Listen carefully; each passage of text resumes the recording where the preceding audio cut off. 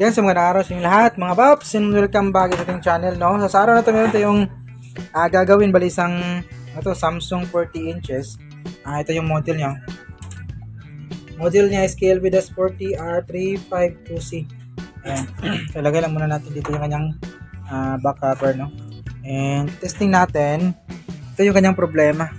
Wait. Saksak natin, no? Ayan, saksak ko lang pala kasi ako lang pala mag-isa. Yun o, bumukas naman yung kanyang backlight pero wala siyang picture. Ayan o, walang picture. Then meron po siyang sounds, so meron tayong mas maririnig na sounds sa kanyang TV input, no? Pero walang siyang picture. Ayan.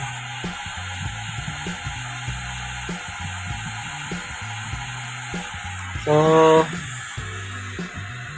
tinesting natin to kanina, tinest natin, meron siyang B-in 12 volts na pumapasok. Yung wala, yung kanyang HB-in, napapasok sa may DC-DC. And 3.3 meron, and the rest na mga voltahe yung V-off saka V-on, AV-read, CBDD, wala yan, saka V-com. So, ibig sabihin yan, DC-DC protect. So, kapag DC protect, malamang merong problema yung kanyang CKV lines. So, chinek natin yung mga kapasitor dito. Baka sakaling merong shorted, no?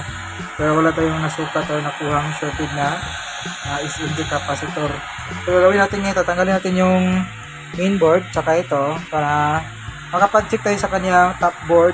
Check natin ngayon kung meron ba tayong masukat na leak na clock signal, no? Ayan. So, buksan ko lang muna to.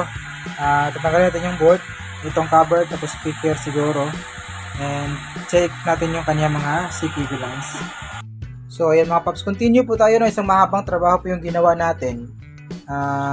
Kasi nga pag mga ganitong panel kasi masusukat natin kung saan banda, or susukat natin yung kanyang CKV lines, kung anong linya or anong CKV lines yung may leak na problema. So dalawang paraan yung pag-check niyan.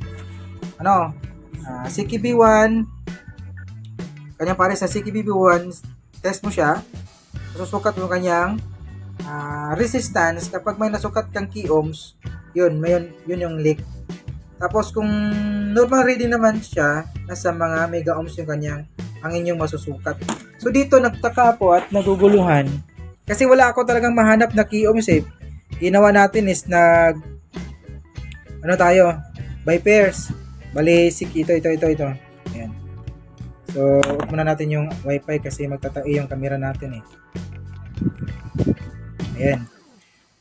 Dito, ito yung kanyang CKB1. So, pares niya CKB-B1. Tinest natin yan hanggang CKB4 at saka CKB-B4. Yung reading niya? Mega ohms talaga, walang pagbabago. Kahit sa kabila, mega ohms yung reading. So, nagtaka ako kung bakit napoprotect siya na wala namang leak yung kanyang clock signal.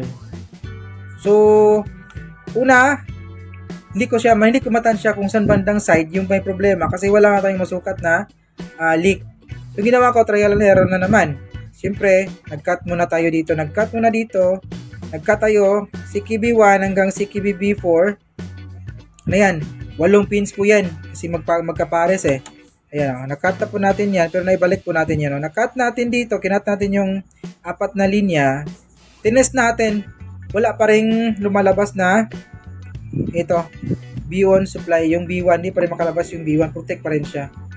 So, ibig sabihin yan, hindi dito yung problema, kasi nga, nung makat natin dito, protect pa rin siya. Yung, kung bakit, nagtatanong kasi kung bakit dito ako muna nagka-cut. Ganito kasi yan eh. Ito yung kanyang DC-DC, dito galing yung kanyang CKV lines. DC-DC at saka level shifter na rin. Dito siya nanggagaling mula dito hanggang dito na side, yun yung pinakamalapit eh. Kadalasan kasi, pero hindi lahat, kadalasan, kung saan yung pinakaunang daratnan ng supply, yun yung saan yung pinakamalapit galing sa source, yun yung nagkakaproblema. So, sa mga past troubleshooting natin, yun yung kadalasan ginagawa, pinagbabasihan natin eh. Kung saan yung pinakamalapit na unang madaanan ng source or supply, yun yung may problema. So sa sitwasyon natin dito tayo nag-cut kasi ito yung pinakamalapit sa may level shifter natin eh. So, nung mag-cut natin dito, hindi pala dito yung problema kasi nagpo-protect pa rin siya.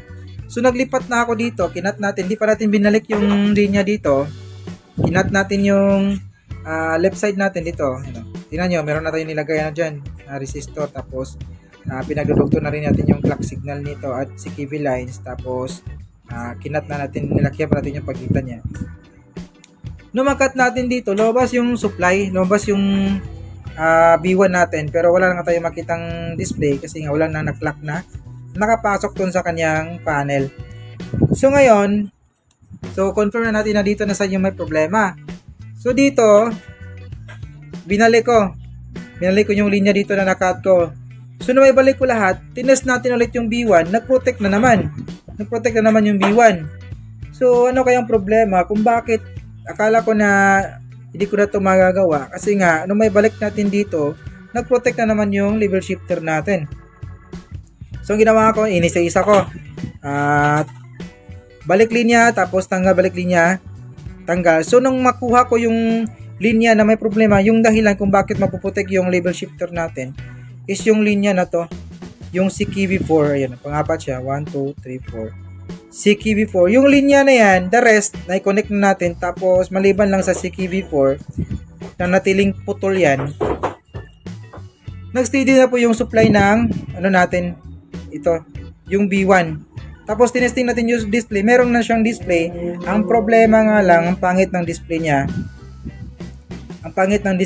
Tapos meron pa siyang fine lines. No, kulay puti pa yung kanyang picture.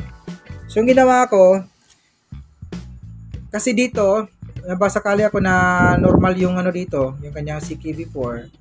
Basta may pagkapasok na CKV4 sa may panel, pwede na kasi yun eh. So, nung ibalik ko yung CKV4 dito, yung pang-apat na rin na linya, yan. Binalik kong linya na yan, tinest natin. Okay, hindi nag-protect yung DC-DC, pero ang pangit pa rin ng display, pangit pa rin ang resulta ng panel natin, no? So, ang ginawa ko, kung ibabalik ko tong linya dito, nung pag-angat ng pag sinasaksak ng display na power on natin, lalabas yung logo ng Sony, makinis siya eh, makinis yung kanyang logo ng Sony, tapos bigla po siyang matipid away, mapuputek po siya.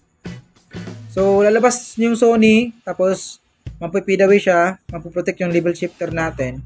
So ang ginawa ko, kasi dito kailangan may kabit natin yung CKV4 dito para kuminis at gumanda yung screen natin, kasi yung kabilang side na ikabit natin, kung yun yung ikabit natin, pangit pa rin pangit pa rin yung resulta ng screen. So ginawa ko, dito na tayo, ayan, saan na yun?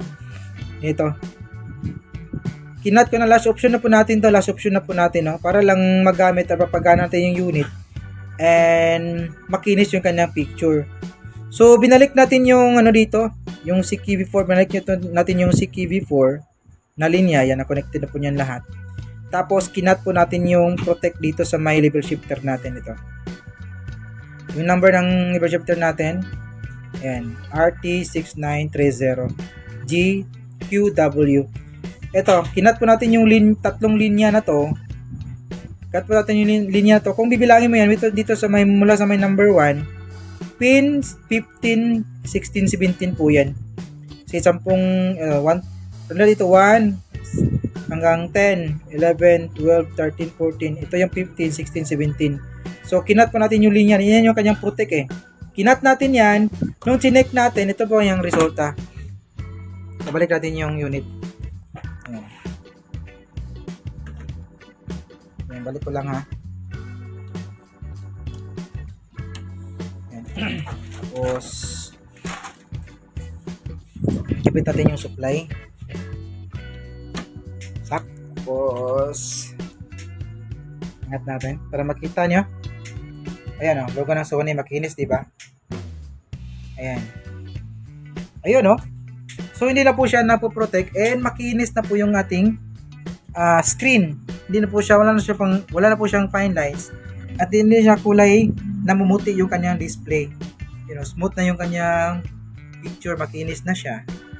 Ayan. Ayan. So, last option na po natin to. Kailangan po natin cut yung kanyang protect para mapagana natin ulit yung unit and magamit pa siya ng mayari. So, dito pala is, ayan, yung kanyang dito na side, yung kanyang mga CKB lines, pinagpuputol na natin is pinadudugtong po natin yung CKB lines na pasok sa may panel. Tapos connect natin ng 1K resistor to ground para medyo haba yung buhay ng ating panel, no? Kasi hindi tayo sigurado sa ating gawa ngayon. Kasi nga kailangan pa natin putulin yung protect niya para mapagana natin siya normal, no? Ayan. And test natin to ng mga buong araw siguro bago natin ipalam sa may-ari, no? Para masiguro natin kung tatagal ba yung unit natin na to. So hanggang dito na yung video natin mga paps, no? And sana kahit pa paano may nakuha kayong ideas tingin naman ngayon. And make it as always, and it's your service Ryan Crusade Tech. See you in our next video. Bye-bye.